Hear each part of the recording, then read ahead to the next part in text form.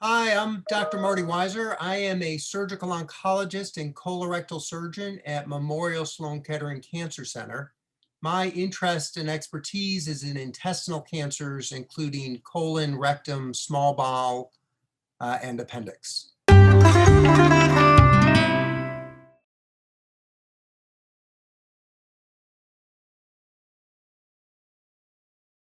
The reasons for local recurrence are either bad tumors with aggressive biology or bad treatment, either incomplete staging and poor planning or inadequate surgery.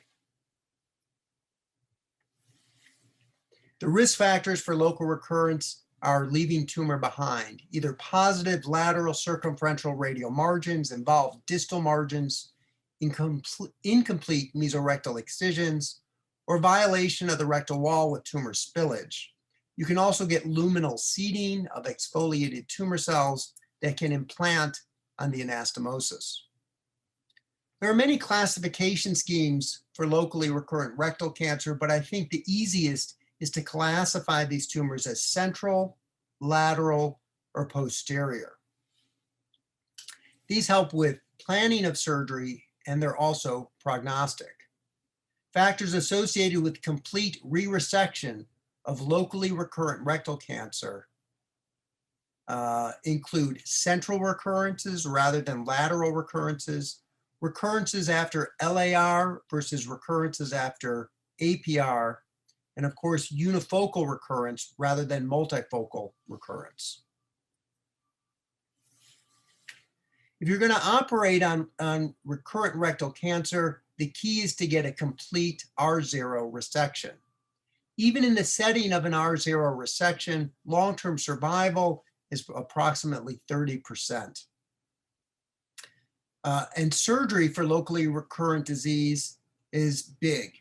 It's associated with a 50 to 80% morbidity and a 5 to 8% mortality. And studies have shown that less than 50% of patients ever get back to usual activities such as work.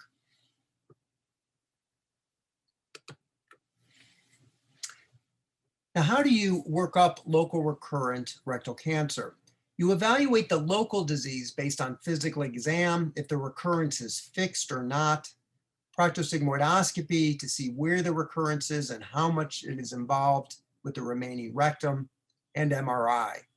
Distant disease is evaluated usually with CT scan and occasional PET scan when needed. And then, of course, repeat colonoscopy is important to rule out a second malignancy. Now, each case is unique, and the contraindications to surgery for local recurrent rectal cancer are generally relative. There are exceptions to all of these, but general contraindications include distant metastases, high sacral invasion, lateral bone invasion, sciatic nerve encasement, iliac vessel involvement, lower extremity lymphedema, multifocal recurrence, retroperitoneal lymph node disease, or peritoneal metastases. Now, there isn't one absolute contraindication. So there have been times where we've resected the sciatic nerve or the iliac vessels. But when you have these factors, achieving a complete R0 resection is more difficult. The key is multidisciplinary planning and treatment.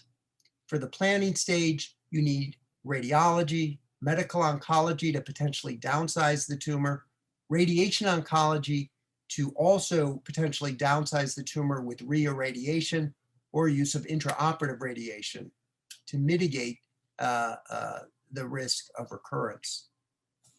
Also, the surgical team is multidisciplinary and usually involves urology, gynecology, orthopedics, and plastic surgery. Multidisciplinary planning and treatment is critical. This includes radiology with imaging, including CT scan and MRI to understand exactly where the disease is and what is required for complete resection. Preoperative chemotherapy can be helpful in reducing the bulk of tumor to help achieve a complete resection. Similarly, reirradiation or intraoperative radiotherapy can be effective. And the surgical team is multidisciplinary, including urology, gynecology, orthopedics, and plastic surgery. Managing patient expectation is critical.